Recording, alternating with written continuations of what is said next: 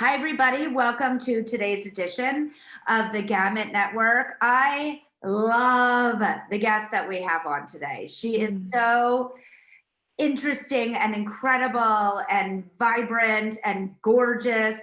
And with that, Mimi, welcome to the show. Thank you. Thank you for having me. So excited to talk to you. I always enjoy spending time with you because you bring a very interesting perspective and reality to who people are on this planet. So I always like to start with your personal story, which is super interesting and slightly complex. So can you give us just a little overview of the world of Mimi? Well, it is super complex.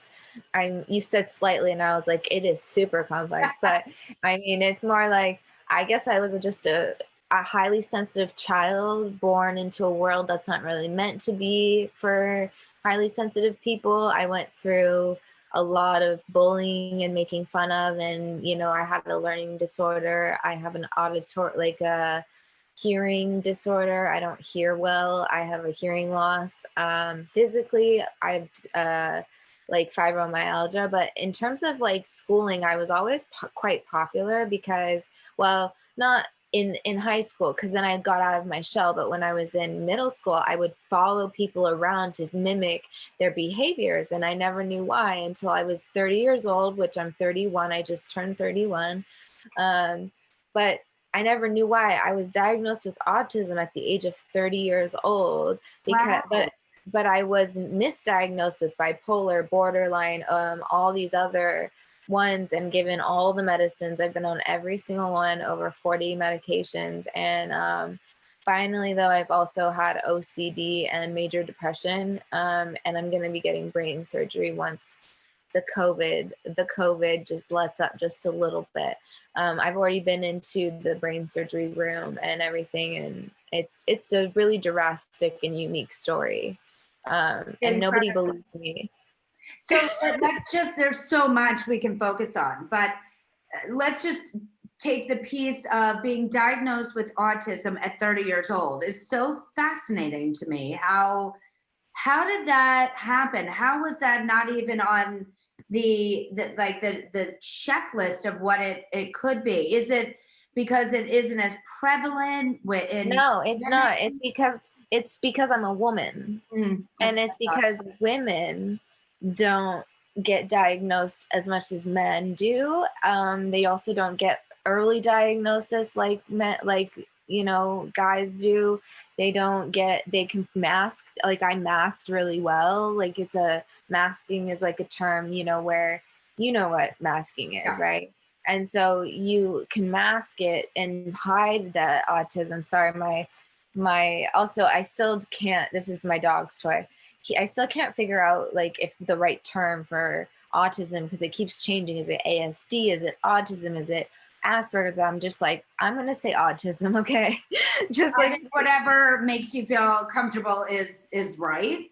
But how did that make you feel when they finally said, Mimi, you have autism? Oh, no. It was such a journey, because I had another therapist who first told me I had autism 3 years prior to my official diagnosis. And I don't know why this was my reaction, but I started crying. I started having a meltdown. I started running away. I got angry. And I don't know if it was because suddenly it's like, I'm 30 years old and you couldn't have told me a little bit sooner. We've paid so much money for these professionals that have completely screwed us. And trust me, I have the best of the best care and support from my dad and my mom, and we're not struggling for money. So we pay for these doctors, and we spend all this money, like that could be like going to like research and this and that. We can donate it, and instead it goes to be like me being misdiagnosed my whole life with other disorders and put on these crazy pills, that not crazy, well, crazy pills, and then there's crazy amounts of pills. But it was just heartbreaking. It's heartbreaking, to say the least. But was there any sense of relief? People say that. No? Well, people say there's a sense of relief, and I felt a sense of relief that at least my parents would protect me from the loony bin. Like that, I mean, I know I can at least relate it to my world with my son in that they were going in a whole different direction with his diagnosis. And when they finally got to the diagnosis, even though it was definitely a diagnosis that muscular dystrophy, I knew nothing about. It was completely foreign entity. As terrified as I was, there was definitely some relief Really, in there that we have a path and we have a direction. that's true. But see, my path, when I knew I was autism and that's not curable, I was like sad and really grieving, but I knew that the part that was making me suffer was not the autism, it was the OCD. Mm, And then I knew that I had to find a cure for that in order for me to really, really, thrive instead of just survive. yes, and And I that's have a very survivor. important difference, isn't it? An important line to thrive and not just survive, because that's nobody should just survive. That's not living. No, everyone focuses on my tattoo, which says survivor, and I'm good at surviving, but I want to thrive. And so I got this, that's how I found that procedure. And everyone's always like, don't do that. You don't need that. I'm like, but you don't understand. I'm just surviving right now, Yeah. just surviving. And I'm good at survival, but I want to thrive. I want to be this, my dreams come true, and everybody deserves that. I couldn't agree more. And we are going to talk about that in a second, your dreams. But can you tell us a bit about what are you working on now? Like at 31, what's happening in your life? Take out the pandemic. What beside that, small Oh my God. what's the day-to-day like for you?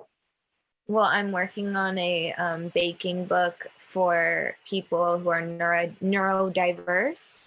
And it's basically like ADA compliant, and it is gorgeous photography of desserts and food, or desserts mostly, dog treats and very dog and animal friendly cats as well. And we're hoping that we can just make something that's really special, because baking brings people together, and we want our community not to be divided into physical and mental disabilities or abilities, if you will. We want to be put those communities together, and that's my goal of my nonprofit that I've been working on, called See Us Too. And also I am working on a documentary as well. Wow, you have a lot going on. I love it. I love the idea of the baking book, because certainly, as you said, it's universal. That is absolute, Yeah. especially during a time that we have to be mostly at home. This is something that can bring everybody together. So between that and your documentary and your nonprofit, you seem pretty busy right now, which is super exciting. No, but I'm like still, then I still bother you, and I'm like, please, can I have a job? Give me a job, give me a job. Because I'm just a workaholic. I love doing it. And I am also actually doing some work for a nonprofit called Include Me Advocacy Group in Nashville, Tennessee. I'm their social media manager. Amazing. And if people have questions or want to learn more about your book, your documentary, your nonprofit, what's the best way to get in touch with you? Oh, Miss L E, like L the magazine, and then B123 on Instagram. Okay, great. Miss L-E-L-L-E. Yeah. 123. B, and then there's a B, and then 123. Miss LB. Like LB. I don't even know why I said Miss LB. L-L-E-B. 123. Yeah, because Miss L was taken, so I had to add a B. Well, that's real life, isn't it? That's perfect. Yeah. That's a perfect reason. Now, before we go, and this kind of leads into what you started to talk about before, I'm a very big believer in manifesting your dreams and having a vision board. I keep mine by my desk at all times. if we got to peek onto Mimi's vision board or got to have a little glimpse in your head to see what your big hopes and dreams are, what would it be? Oh, it would just be like a bunch of projects that all correlate, like the documentary and all that. And it would make those projects have an impact on people. Like those projects are not just projects for me to stay busy, they're call to action projects, and that we raise funds for those projects and then we give them to the research of people and scientists that could actually use that research to help make people's lives easier.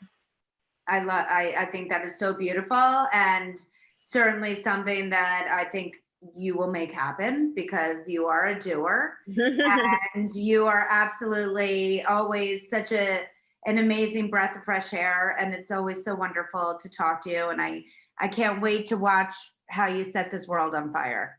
Thank you so much. I really appreciate that. And you too as well. Like you set the world on fire with your red hair and your personality. You. What a beautiful thing to say. Thank you. If you would like to be on the Gamut Network, please email us at talent@gamutmanagement.com to tell us why you'd be a great guest. Please also don't forget to subscribe to our YouTube channel at the Gamut Network, as well as follow us on social media at Gamut Management. Thank you again, Mimi. Thank you. Bye. Bye.